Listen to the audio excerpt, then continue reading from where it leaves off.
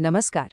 आज हम एक बहुत ही आम लेकिन जरूरी विषय पर बात करने वाले हैं, विवाह में देरी। चलिए वैदिक ज्योतिष के नजरिए से देखते हैं कि इसके पीछे क्या कारण हो सकते हैं। और हाँ, सबसे जरूरी, इसके उपाय क्या है। देखिए, ये एक ऐसा सवाल है जो अक्सर परेशान करता है ना, कि शादी में देरी क्यों हो रही है। और जब ऐसा होता है तो थोड़ी बहुत चिंता होना बहुत स्वाभाविक है। तो इसी चिंता का जवाब ढूंढने के लिए वैदिक ज्योतिष हमें एक कह सकते हैं कि एक पूरा फ्रेमवर्क देता है। ये एक बहुत प्राचीन विज्ञान है जो हमें कारण भी बताता है और उपाय भी। तो चलिए इसी ज्योतिषीय परंपरा के अंदर चलकर देखते हैं कि क्या समाधान मिलते हैं। तो चलिए शुरू करते हैं। सबसे पहले प्रॉब्लम की जड़ तक पहुंचते हैं। आखिर ज्योतिष के हिसाब से शादी में देरी होती ही क्यों है? क्या है वो बड़े कारण? अक्सर जो सबसे पहला नाम सुनने में आता है वो है मांगलिक दोष। ये एक ऐसी ग्रह स्थिति है जिसके बारे में बहुत बात होती है और माना जाता है कि इसकी वजह से शादी में देरी या फिर शादी के बाद परेशानियां आ सकती हैं। पर इसमें एक इंटरेस्टिंग बात भी है। ज्योतिष कहता है कि अगर दो मांगलिक लोगों की शादी हो जाए तो इस दोष का असर काफी हद तक न्यूट्रलाइज हो जाता है। लेकिन सिर्फ मांगलिक दोष ही सब कुछ नहीं है, और भी कई चीजें हैं। जैसे कि कुंडली का 7वां घर, जो शादी का घर होता है, अगर उसका स्वामी, जिसे सप्तमेश कहते हैं, वो कमजोर पड़ जाए तो दिक्कतें आती हैं। फिर है गुरु ग्रह यानी बृहस्पति। इन्हें तो शादी का कारक ही माना गया है। तो अगर बृहस्पति ही कुंडली में वीक है तो रुकावटें तो आएंगी ही। शुक्र ग्रह का भी यही हाल है। कमजोर शुक्र भी शादी जैसे शुभ कामों में देरी करवा सकता है। और हाँ, एक और चीज है, नवांश कुंडली। ये एक स्पेशल चार्ट होता है जो सिर्फ और सिर्फ वैवाहिक जीवन के लिए देखा जाता है। अगर उसमें कोई दोष है तो वो भी एक बड़ी वजह बन सकता है। तो ठीक है, कारणों की बात तो हो गई। अब आते हैं सबसे जरूरी हिस्से पर, उपाय क्या हैं। चलिए कुछ ऐसे सरल डेली प्रैक्टिसेस से शुरू करते हैं जिन्हें कोई भी आसानी से अपनी रूटीन का हिस्सा बना सकता है। ये उपाय बहुत आसान है, मतलब रोजमर्रा की जिंदगी में किए जा सकते हैं।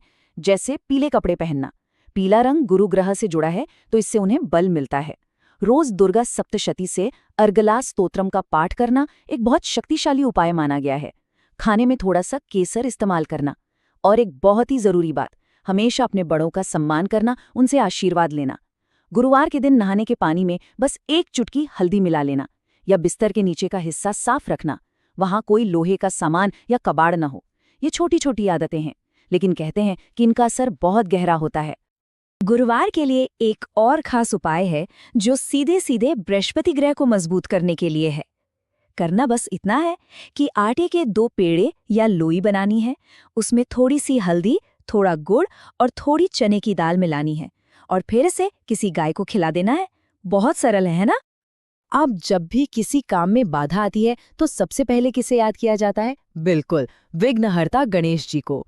तो शादी की रुकावटों को दूर करने के लिए भी उनका आशीर्वाद बहुत जरूरी है। यहाँ एक खास बात बताई गई है कि पुरुषों को गणेश जी को लड्डू का भोग लगाना चाहिए और महिलाओं को मालपुए का। अलग अलग भोग, एक ही उद्देश्य के लिए, बाधाओं को दूर करना। अब आते हैं कुछ ऐसे उपायों पर जो खास तौर पर महिलाओं के लिए बताए गए हैं।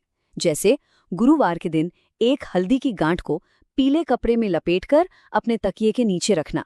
एक और बड़ा प्यारा सा उपाय है कि जब किसी सहेली या रिश्तेदार की शादी में जाएं तो दुल्हन के हाथों से अपने हाथों पर थोड़ी सी मेहंदी शगुन के तौर पर लगवा लें।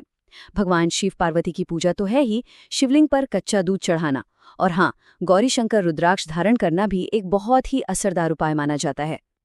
तो महिलाओं की बात हो गई, अब पुरुषों के लिए भी कुछ विशेष उपाय हैं। जैसे अगर लड़की वालों के घर रिश्ते की बात करने जा रहे हैं तो घर से थोड़ा गुड़ खाकर निकलना शुभ माना जाता है। अगर देरी कुछ ज्यादा ही हो रही है तो एक उपाय ये भी है कि मिट्टी के बर्तन में मशरूम भरकर किसी मंदिर में दान कर दें। और जो पुरुष मांगलिक हैं उनके लिए मंगलवार के दिन हनुमान जी को सिंदूर चढ़ाना बहुत फायदेमंद बताया गया है। अच्छा, दैनिक उपायों के बाद अब बात करते हैं मंत्रों की शक्ति की। साउंड, ध्वनि, वाइब्रेशन, इन सब में एक गजब भी ऊर्जा होती है और मंत्र उसी ऊर्जा को चैनल करने का एक तरीका है। यहाँ एक बहुत शक्तिशाली मंत्र है दुर्गा सप्तशती से। पत्नी मनोरमाम देहि मनोवृत्तानुसारिणीम तारिणीम दुर्ग संसार सागरस्य कुलोद्भवाम। ये मंत्र खास तौर पर उन पुरुषों के लिए है जो एक अच्छी सुयोग्य पत्नी की कामना करते हैं। इसे रोज नहाने के बाद बस 11 बार जपने की सलाह दी जाती है। इसके अलावा भी कुछ बहुत असरदार मंत्र हैं। महिलाओं के लिए एक विशेष मंत्र है, ओम श्रीम वर प्रदाय श्री नमः। इसका जाप सोमवार को शिव मंदिर में 5 नारियल चढ़ाने के बाद 5 माला करना होता है। फिर एक मंत्र है जो स्त्री और पुरुष दोनों के लिए है। ये भगवान कृष्ण का मंत्र है, क्लीं कृष्णाय गोविंदाय गोपीजन वल्लभाय स्वाहा। कहते हैं कि इसका 108 बार जाप करने से कृष्ण जी का आशीर्वाद मिलता है। और आखिर में बृहस्पति देव को प्रसन्न करने के लिए उनका बीज मंत्र, ओम ग्रां ग्रीं ग्रॉस सह गुरुवे नमः।